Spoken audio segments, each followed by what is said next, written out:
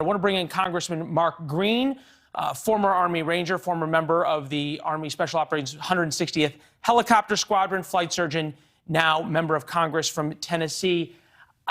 You hear the initial reports, Congressman, of the bombings that we've heard. Vladimir Putin says he wants to go about the demilitarization of Ukraine. This seems to be far more than a limited war here. This is an all-out war across Ukraine against their air defenses and their military command and control. Yeah, Leland, this is a full-scale invasion, shock and awe. There are explosions in multiple cities. There are reports that the Ukrainians are engaging their anti-aircraft systems at Russian aircraft over Kyiv. There's a report, and I'm trying to verify it now, that Russian airborne have landed at the Kyiv airport. I mean, this is a full-scale invasion of a sovereign nation. What do you make as we look at live pictures of Kyiv, that the lights are still on, the internet, which is how we conceivably get our pictures out of Kyiv, is still on? It doesn't quite feel as though they want to take apart the country as much as they want to take over the military. Well, I'm sure they're strategically targeting specific, military units, weapon systems. Obviously, the airport, it looks like. They're obviously targeting their air assets. So this is a strategic attack, but a targeted attack. But it is a full-scale war. This is an invasion of the entire country of Ukraine. What do you make of Vladimir Putin's speech? An impressive list of grievances about NATO and all the wrongs that have been done to Russia.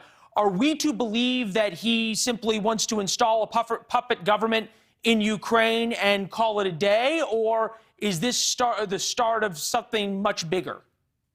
You know, it's really hard to get inside the head of Vladimir Putin and know what he's looking to do. Is this going to become a part of Russian territory, or is he going to, put a puppet government in there? That question still remains. But very clearly, he's taken over the entire country.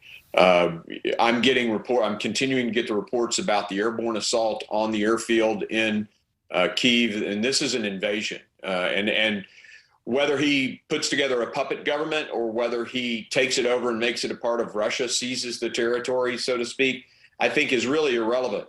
What we have here is the sovereignty of a democracy invaded by an authoritarian. And honestly, it could have been prevented had our president just shown some backbone. I mean, he had great rhetoric at the beginning, and then he, drew lines in the sand and did nothing with them. Putin saw the weakness, and obviously that was provocative.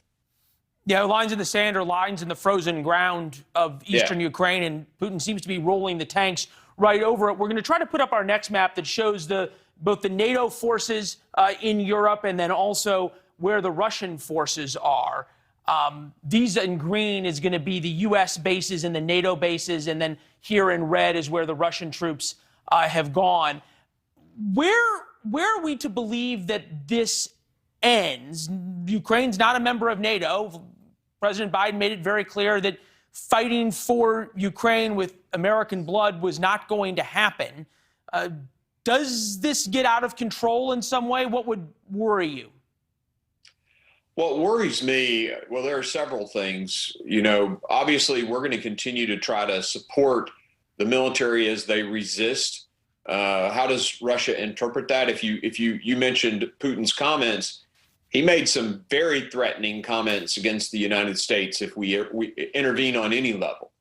And I don't know if that means cyber attacks or terrorist attacks. I mean, who knows? Our southern border has been open for a year. There may be Russian operatives right here in the United States right now prepared to do terrorist attacks. I don't know. All I know is that we have a weak president who set us up for this. I will say where he's attacking, the cities that I'm getting reports, the far western edge of Ukraine doesn't appear to be assaulted right now, at least from what I'm hearing.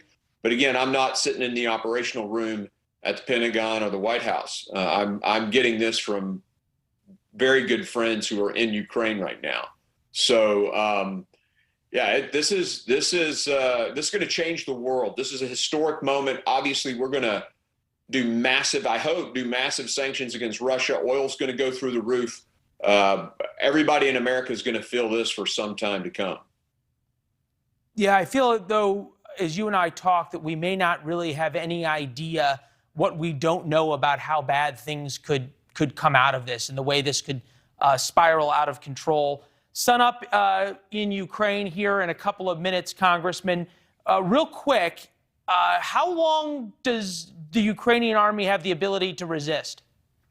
Well, we believe about 2 days max. And if they're doing airborne operations, you know, when you do a vertical envelopment, I mean, you get behind your enemy's lines, and it makes continuing the fight very difficult.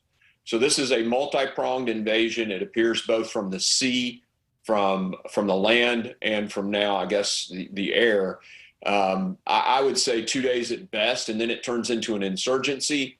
And I think that could last for a very long time. Yeah, especially in the West, where the ethnic Ukrainians certainly are terrified of what Russian control, either a puppet government or all-out control, would mean. Congressman, thanks for staying up late with us. We appreciate it. Thanks for watching. Click the red subscribe button below so you can get more of NewsNation's fact-driven, unbiased coverage.